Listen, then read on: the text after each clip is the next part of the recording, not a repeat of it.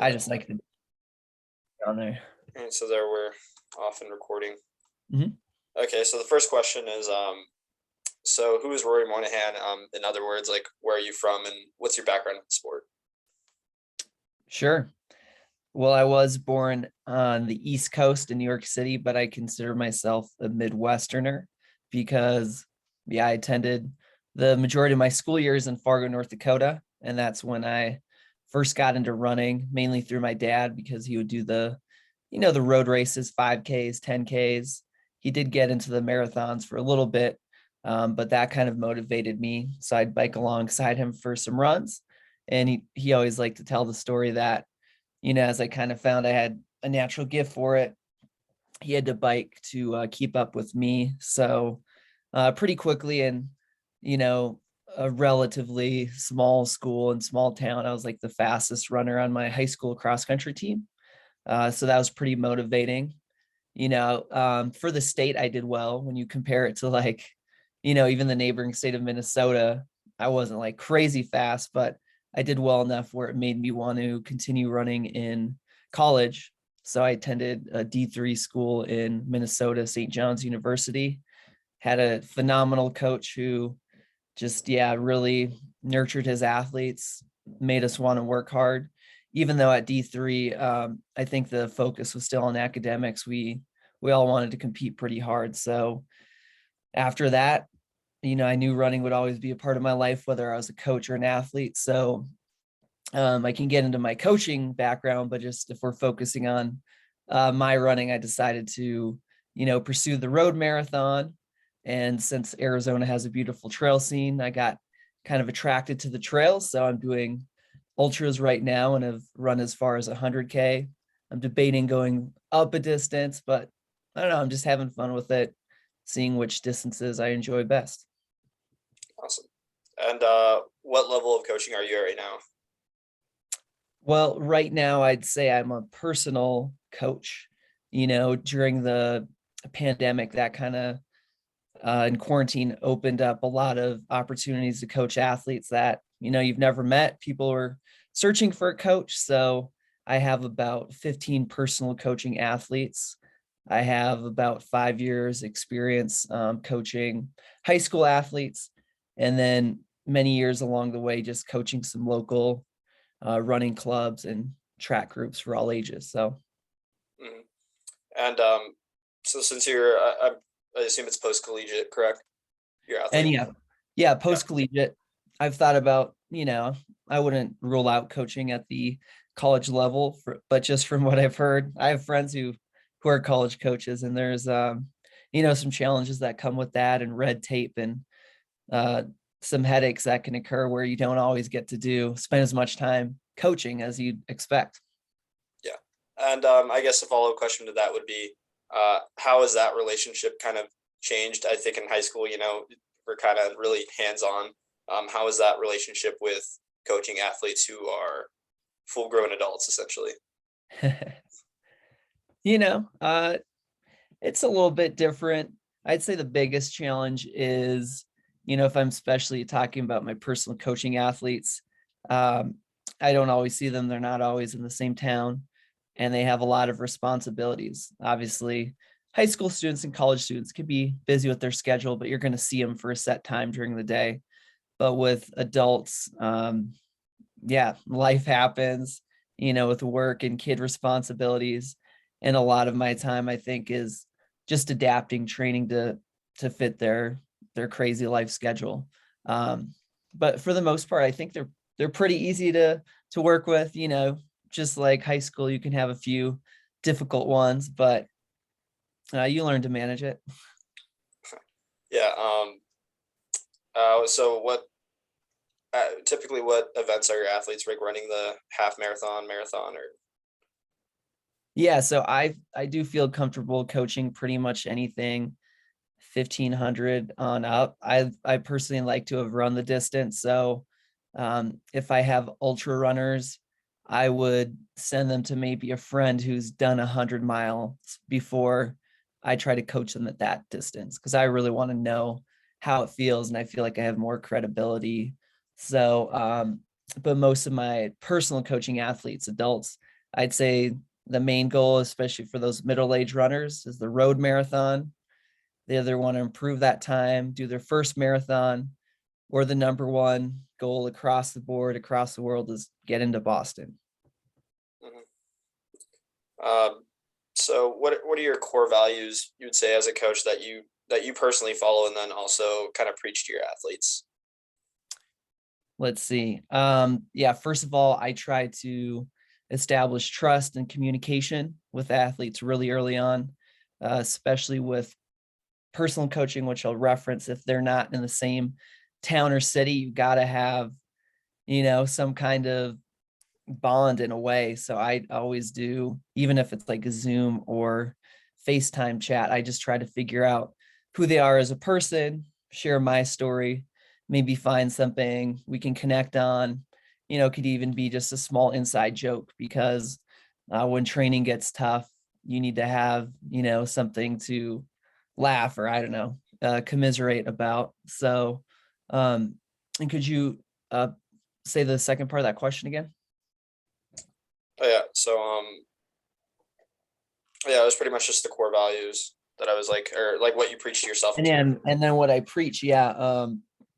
Obviously, once you establish the trust and communication, I think you're better able to motivate the athlete to work hard and, get them to do what you want them to do. But I've also tried to place an emphasis, especially with some of these athletes who are so set on a goal time, like they have to hit a certain time to get into Boston Marathon.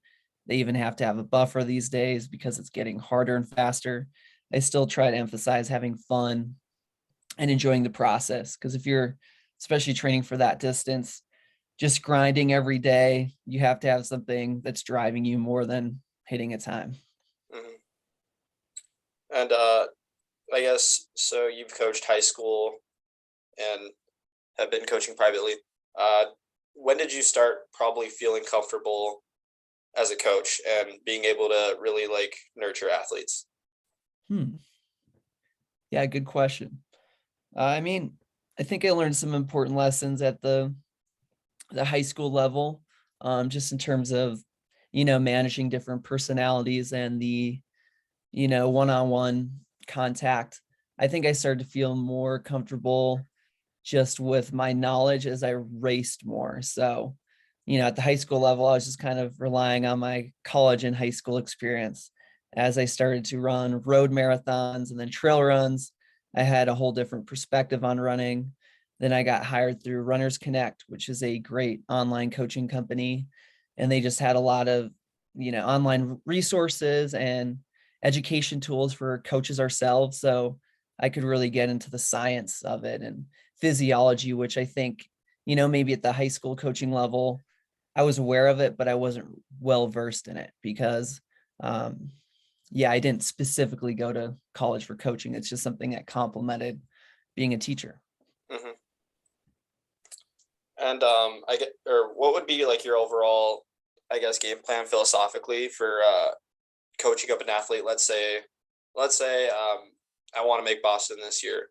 Like, how would you start that process? One thing I've employed lately with nearly every type of athlete, even if they're doing like ultra marathon distances, I like to have a little bit of a speed component early on.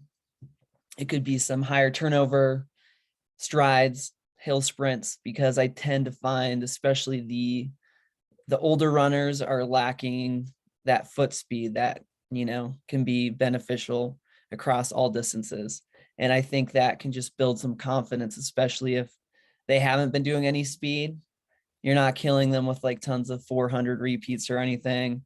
They get some strides, turnovers with their easy, slow runs to start, and they start to feel faster and smoother. So I might work on mechanics a little bit just to see if there's anything we can address. So that way, if you're doing later on a 20 miler with terrible form, it's not making certain injuries worse. So I'd say focus on those little things at first. Of course, you're going to have some kind of base building phase with just lots of easy miles. Typically, I've found if the athlete can hold up to it, um, yeah, mileage just tends to be the key with those races. And Of course, as you get closer to the race, you have a lot of Boston specific workouts, and that course is pretty unique because you have downhill running at the early stages of the race, and some pretty tough uphills in the later miles. So sometimes you have to get creative too, depending where they live and if they have access to hills or not. Mhm. What would you say is your vision, I guess, for yourself and your athletes as a coach? Yeah. Vision for my athletes and the coach. Um, I mean, I would like to keep, you know, adding athletes. I've had some success stories, some runners who've gotten new PRs, gotten into Boston, just had successes even on a very small level. So I'd like to keep building my program. Oops, sorry about that. No worries. Uh, I'm cool working with RunnersConnect. I think they've given me some opportunity to work with athletes like around the world that are outside my bubble here in Arizona. So I'm happy to keep working with them. And then, I've I don't think I've referenced it yet, but I also enjoy putting on events and races. And yeah, getting my athletes in town to do those events and races. So I also have a vision to be a race director and kind of tie all that work together. Yeah, absolutely. Um, and then here's my last question. What advice would you give to someone who was probably just entering into coaching? Ooh, good point. Good question. I mean, I'd say get involved on the ground level, like within your community. If there's even like a Wednesday night, I don't know, I'm picking Wednesday night run club. I actually host a Wednesday night run club because I think community is so important. Get to know local runners and kind of see what some of the common issues they're dealing with, or just get comfortable interacting with other people and asking them about their goals. And maybe if there's like that group has a speed workout, that they do, and they're kind of open, there's not one set coach, or they're okay letting you lead some component of it, start with that, because I think that's really going to build confidence and help you with the one-on-one interactions with athletes. And then from there, definitely get any credentials, whether it's like a coaching program that applies to what kind of athletes you want to work with, whether it's track and field, could be like road running, and then there's different certification programs for ultra marathons because you have other things to worry about, like nutrition gets really important for those distances. So Awesome. I guess a question that just popped into my head was, what was yeah. the most, at least what have been some of the difficulties, I think, in coaching that necessarily isn't really talked about? The difficulties. You know, I think part of it, could be financial in some cases, because I found the biggest thing is, at least with taxes, I'm like a private contractor, so I wasn't ready to take a hit, at the end of each tax year, kind of have to account for that.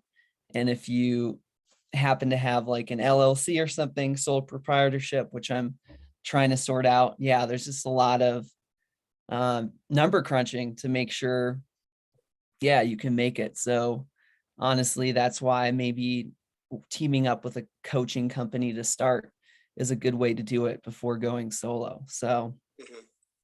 I mean, ultimately you do it for the love, but if you want to make a living too, you have to figure out that component. And that's really what we talked about, that I think with other coaching interviews from Oh yeah. our university is yeah, there's a huge business side to it. Did they bring that up? Yeah, huge business side. Everyone either starts as a volunteer, has a side job, has a side hustle, then kind of goes back and forth until eventually, you finally get hired, make, make money, and then Mhm. doing what you love. So yeah. Yeah, and as you reference, you kind of want to start out assistant coaching. There is like, it's kind of unspoken. You just have to kind of trudge through the mud for like a couple years, and you're basically working really hard. Sometimes you're not even getting paid, so you have to like have a job on the side, basically be a free coach. And then if you want to coach a team, at least wait for a spot to open up that's paid, and then kind of climb the ladder. Although the online coaching is providing a unique opportunity where, if you have some credentials, you're a good coach and you can market yourself, whether that's like in person or social media is actually really huge now. You can kind of forge your own route. I guess while you're also maybe trying to become a coach for an established team. So lots of ways to do it. Just matter of if you can find the path. Awesome. I keep getting follow-up questions that pop up in Do my it. I uh mean, that's a good, that's how, it's a good interview. yeah. Um who would you say, like, or at least who is like the most influential, at least in your coaching, and why you do what you do? Like, who would you say that influenced you the most? Hmm. I mean, for me, I'd say it's my college coach still because I keep in contact with them. I had some pretty good high school coaches, but I feel like I learned how to be a more well-rounded athlete during my college years, and that's when I took competition a little bit more seriously, and he just really emphasized running higher mileage and just got me to work hard and yeah, wanted to kind of log those miles and I saw results. So there's a lot of just mantras that he gave us. And of course, training philosophies and like specific workouts that I still use. I even used, I think I pointed out when I was coaching at Desert Edge, like there's a couple track workouts we do, the golf workout, if you remember that one. That one was just challenging and fun and forced athletes to do pacing. So yeah, I mean, he's been a invaluable influence. Of course, I still read some, you know, I guess more established, famous coaches' books and stuff, but the the people you interact with and meet in person are probably going to make the biggest impacts. Yeah. And that's pretty much all the questions I can think of. Um, Thanks for doing this on such short notice. Hey, no And worries. Happy to yeah, do it and catch up a little bit too. let me see. Let's stop here.